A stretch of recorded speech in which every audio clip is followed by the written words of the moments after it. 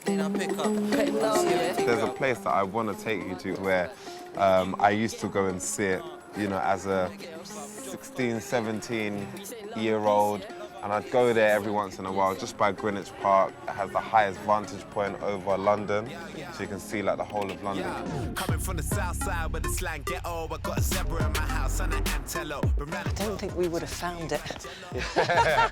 I know, I was even trying to look for it on Google Maps, and it was literally like impossible. But yeah, it's really cute though, it's nice. I first came here on a date, like a girl took me here on a cheap date, and I fell in love with the place, and so I just started going there often. It's a lot of work, guys, especially you holding the camera. You all right, Luke? Now it gets really, really steep. Oh! Oh! Don't worry, this is the last bit. Oh, wow! That's amazing. Yeah, this is it. This is the spot. Kind of worth it, right? Absolutely. It's worth the workout. You can see the London Eye, you can see the Shard, you can see the Gherkin. Look at this. You can see everything. You can even see, if you look carefully, you can see the DLRs and the trains just running. It almost made London look like a big jigsaw puzzle or something like that. It put it in more of a context for me, you know, where I actually was, if that made sense. You know, just being the South London boy. You see the hits, light work.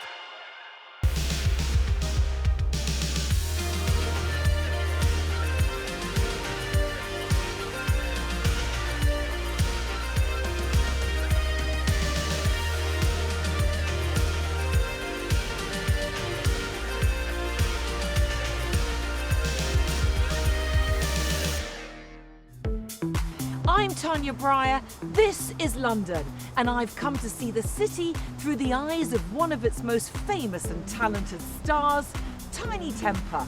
It's okay, I'm good. Let's go! He's a record-breaking Renaissance man, the most successful British rap artist in UK chart history. Yeah, we bring the stars out. We bring the women and the cars out. And the first to reach platinum sales status in the US with a debut single.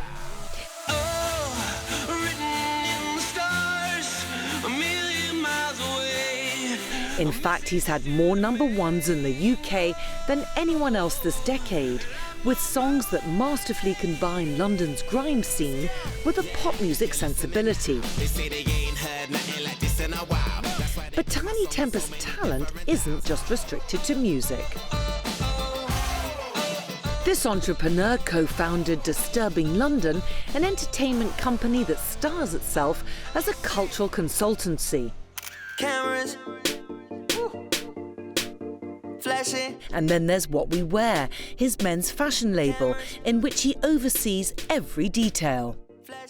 Tinie! What's my name? But music is his first love, and his electric performances have won him millions of fans the world over. This trailblazer agreed to show me his London, and we began our journey at his studio in Greenwich, South London. So, Tinie, this is where all the magic happens. Yes. And this is where it all started, isn't it? This is, yeah, pretty much where it all started. Since 2008, we've been in here. And obviously, after a couple of big songs, we were able to expand. But this space remained as the studio because we have this incredible view of, like, you know, Greenwich, and it goes into Canary Wharf and the whole banking district. And it used to be our New York before we'd ever gone to New York, sort of thing. So, yeah, this is where the magic happens. It's got a great view of London, Tinie, and your latest album, Youth, is a love letter to London. Yes, it Tell is me indeed. about it. I just started to think about London. I started to think about, you know, the fact that I was British, and I guess the power that British music is having in the world at the moment, how much it resonates. And I just thought it would be good to dedicate a lot of this album to London. And when I say London, it is a love letter to the city, but it's also a love letter to the people within it. It's a love letter to the people that I dated. It's a love letter to the people I argued with.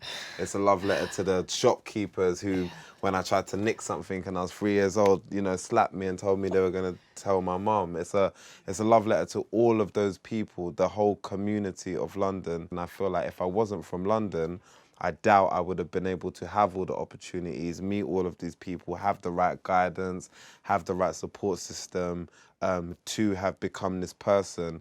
And so now I feel it's my responsibility, you know, now that I am obviously still making music, but you know, just trying to use my full potential, designing clothes, being an ambassador for men's fashion, setting up a publishing company, signing producers. Now that I've realized that you can pretty much do anything that you want, you just have to believe that you can. I just feel like it's my duty to somehow put that message in my music for my fans, basically. And how do you want others to view London? What is Tinie Tempah's London? I think London is a city of hope, and the reason why I say that is because, you know, one of my lyrics on the album, and I can explain it to you, but I say, you know, I know the mayor and I know the nitties, and the nitties is what we would call like, you know, like a crackhead or a drug addict. And, you know, I was born in a council estate, you know, on benefits, and me, you know, obviously I thank God more importantly, but I was able to go from there to, you know, Kensington Palace or Buckingham Palace, or to meet the mayor, or to meet the prince, the future king, or to, like, how? I couldn't believe it. And even when I like lived in like a big high-rise block where I've shot my new video with Jake Bugg called Find Me, and I go all the way back to my old council estate, it's like a massive thing. I know times are hard enough, but it's not in my blood. Yeah. Don't ever worry about me. I always take a left, make you feel this in your spirit every time you take a breath. I'm looking at this thing and I'm like, wow, like I got from here to this place. So yeah, London for me is a city of hope. You came from the council estate, as you said, and you're here now, huge, successful, global star. How did you do it? I would definitely say it was a number of reasons and people, and definitely luck, and definitely faith, and definitely perseverance. But my parents had always like installed the idea of hard work, and just, you know, I guess maybe because they immigrated over here, had us, there's just this mentality I think that they had where it's like, you know, we have to work super hard for everything that we get, and we shouldn't moan about it, and that's just the way it should be. And so I guess I've always just had that. In my head, I've always just felt like something would happen.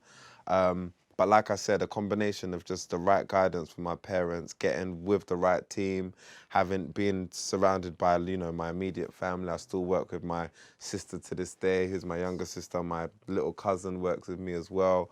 And just keeping it very close and tight. And then just being insanely ambitious and insanely optimistic, you know. I remember when we were signing our record deals, there were all of these clauses, and, you know, we don't think like you're going to be able to sell this much, so if you do, we're going to give you this bonus, or we're going to do this. And I just remember me and my cousin being insanely optimistic and ambitious that anything could happen. And just for anyone that's out there watching, I think it's very, very important to, you know, see the glass as half full and look at the world as an optimistic, you know, place full of hope and full of opportunity, you know. And seeking new opportunities, Tinie's family eventually moved away from Peckham to the suburbs of South London. His old neighbourhood has seen a regeneration of late and is now considered one of the capital's most vibrant art districts.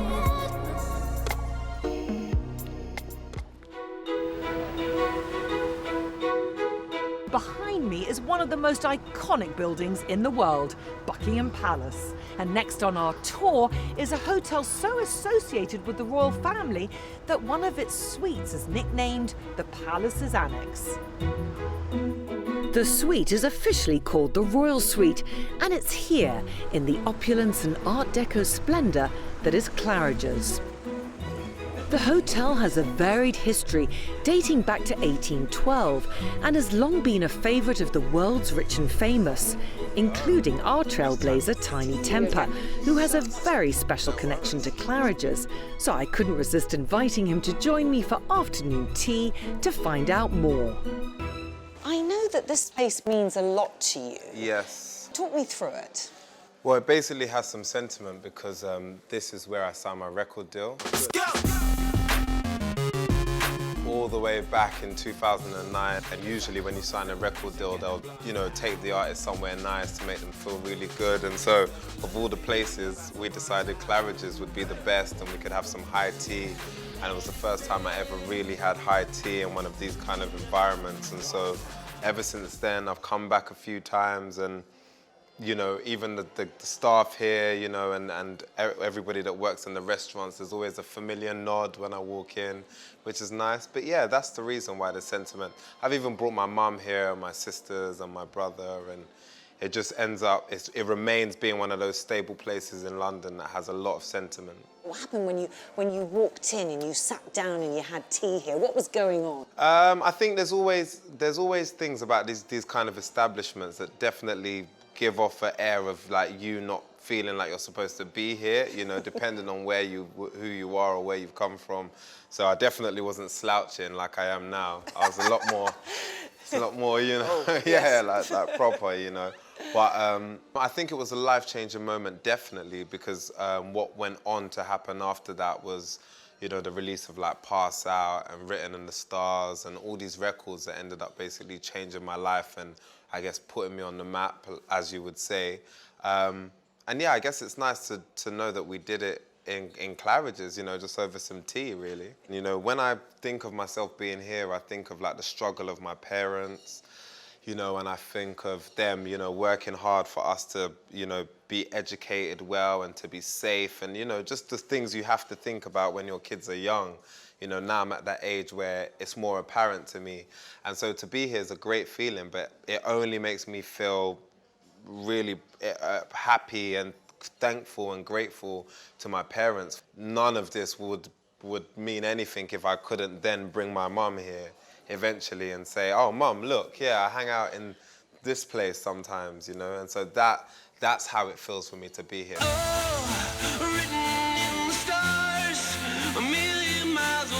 I feel like my culture or the scene that I emerged from is starting to be accepted more into mainstream culture and to be embraced and to almost like stand alongside it. To be honest, as a young man from London, from very humble beginnings, I think London has a lot more opportunity for even me that is fortunate. I feel London has way more opportunity for me now than it did 7 years ago, just because it's getting more diverse. The value of different culture and the equity of different culture is now starting to become understood. And so now the value is increasing in it. Yeah, I feel like there's definitely a new generation of people who I guess have seen what I've done and seen what other people like me from this culture have done and feel galvanized and feel like they have more of a sense of direction than I did when I was starting. And as a result, I feel just overall London is a place of opportunity.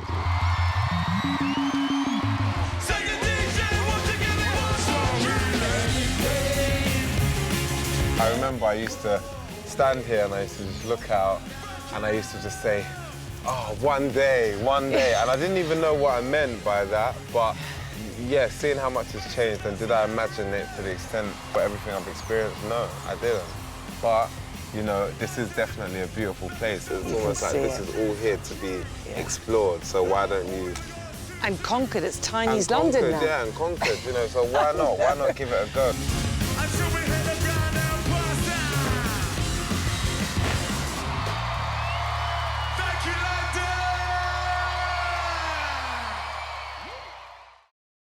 Hi, I'm Tania Bryer, and thank you for watching Trailblazers on CNBC Live. If you want to watch another episode, just click on the videos. And don't forget to subscribe to our channel for the very best in feature programming. Thank you so much for watching.